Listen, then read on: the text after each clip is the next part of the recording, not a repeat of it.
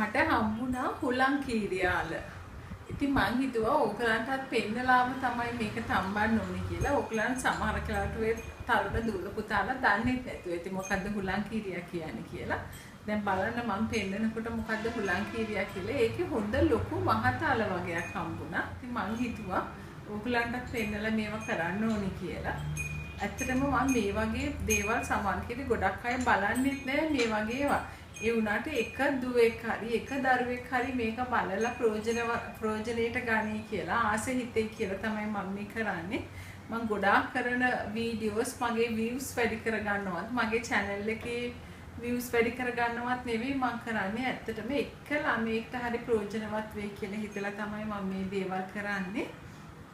අනිත් එක මට හරි සතුටුයි.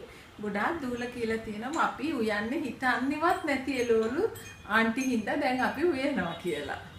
ඉතින් අපි බලමු එහෙනම් කොහොමද මේ හුලං කීරියාල තම්බන්නේ කියලා. හරි ලේසි. ඉතින් පොඩි දෙයක් වුණත් මං ආසයි මට ඕනේ ඇත්තටම තම්බනවා පෙන්නනවටත් වැඩිය මේ අලේ ඔයගලන්ට අඳුන්නලා දෙන්න. එතකොට ඊළඟ සැරේ මාකට් එකට ගියාමවත් දැක්කොත් මේවා අරගෙන කන්න මේ අපේ සිංහල පරණ කෑම ඇත්තටම හැබැයි හුඟක් අඩුයි මාකට් එකේ තියෙනවා හදිසියෙන් හරි දැක්කොත් අරගෙන කන්න.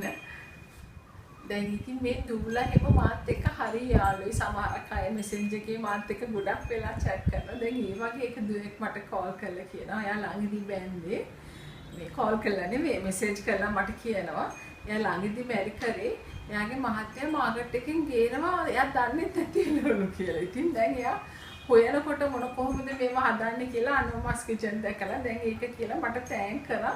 ගොඩාක් ගමේ එළවලු දන්නේ නැති ඒවා ආන්ටි මම ආන්ටි හින්දා හැදුවා කියලා මට හරිම සතුටුයි. මට ඇත්තටම ඕනේ ඒක තමයි. දැන් ගොඩාක් ළමයි ඇත්තටම අපි පවුලක් වගේ දැන් මගේ වටේ තරුණ දූර පුතාලා මට ආදරය කරන කට්ටිය පිරීලා ඉන්නවා. මට ඊට වැඩිය සතුටක් නෑ. මගේ ඇත්තටම මම හිතපු දේ දැන් සාර්ථක වෙලා තියෙනවා. ගොඩාක් අය රසට කනවා මං හින්දා ගොඩාක් අය උයන් ඉගෙනගෙන තිනවා. ඊට වැඩිය සතුටක් මට නැහැ. එහෙනම් අපි දැන් ගොඩක් වෙලා කතා කරපු නිසා අපි බලමු මේක කොහොමද හදන්නේ කියලා. මේ තමයි හුලං කීරියාල. ඔයගලන්ට පේනවද? මේ මට හොඳ හුලං කීරිය වගේ මගේ සිස්ටර් ඉන්ලා මාධවී අක්කා මට එයා දැකලා මටත් කියලා ගෙනල්ලා දුන්නා. මේ බලන්න සාමාන්‍යයෙන් මෙහෙම චූටි ඒවා තමයි තියෙන්නේ. මේ හොඳට හැදිච්ච ඒවා වගේක්. මේ බලන්න. හොඳට මහත මේකේ හොඳට පිටි තියෙනවා. මේකට තමයි හුලං කීරියාල කියන්නේ. අපි බලමු දැන් මේක කොහොමද තම්බ ගන්න කියලා. මේක උදේ කෑමකට ඉස්සර කාලේ කාපු හොඳ පරණ කෑමක් තමයි මේ. දැන් මේ අලේ තියෙනවා මෙන්න මේ වගේ නිකන් මේව ගලවලා මේ වගේ පොතු ටිකක් මේකේ නම් එච්චරම නෑ. සාමාන්‍යයෙන් ගොඩක් තියෙන මේව ගලවලා මෙහෙම ගලවලා ඊට පස්සේ මේ පැත්ත පොඩ්ඩක් කපලා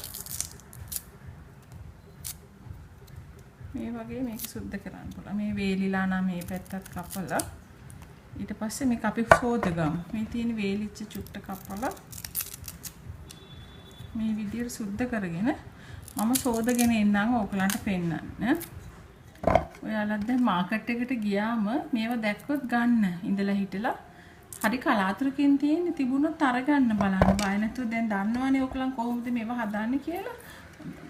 ෂුවර් නැත්තම් අහන්න කාගෙන් හරි කඩේ කෙනාගෙන් අහලා මේ වගේ අරගෙන හුලං කීරියාල ඔයගොල්ලොත් ගන්න මේවා.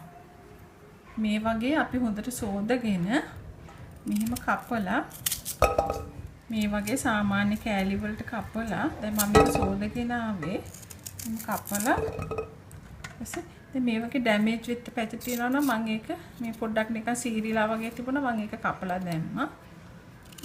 මේ වගේ සාමාන්‍ය කෑලි වලට කපලා මේක තම්බනවා.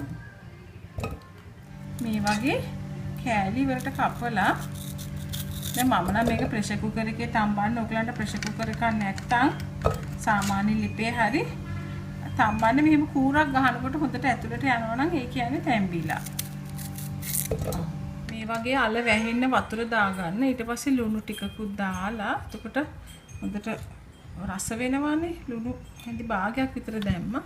දාලා අපි මේක හොඳට තම්බගමු. පේනවාද ඔයගලන්ට මෙහෙම ගැහුවා මේ යනවා. දැන් ඒ කියන්නේ තැම්බිලා මේ බලන්න හරි සුවඳයි මේ වෙලාවට. හරිම අමුතු සුවඳක් තියෙන මේක මේ බලන්න. උනේ මම දැන් මිනිත්තු 10ක් මම ප්‍රෙෂර් කුකර් එකේ තම්බ ගත්තා. ඔකලනුත් මේ ලිපේ තම්බ ගන්නවා නම් ටිකක් ඊට වැඩි වෙලා යයි. මේක නම් ටිකක් දිගටක් තියනවානේ. මේ තියෙන්නේ.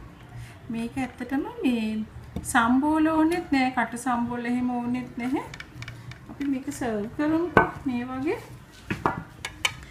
වගේ හොඳට පොල් ටිකක් දාලා.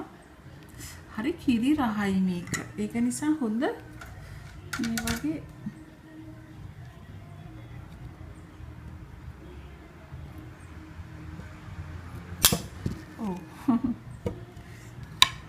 මේ වගේ මම කන්න පුළුවන් මේ.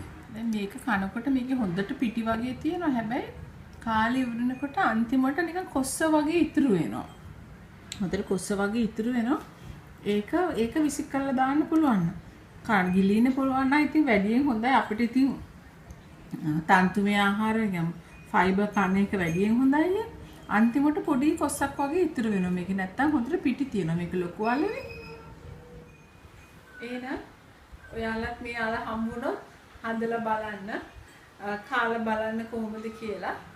අපි ආයෙත් මේ වගේ කලාතුරකින් හම්බෙන දේවල් කොහොමද කරන්න කියලා බලමු. මම අනවා.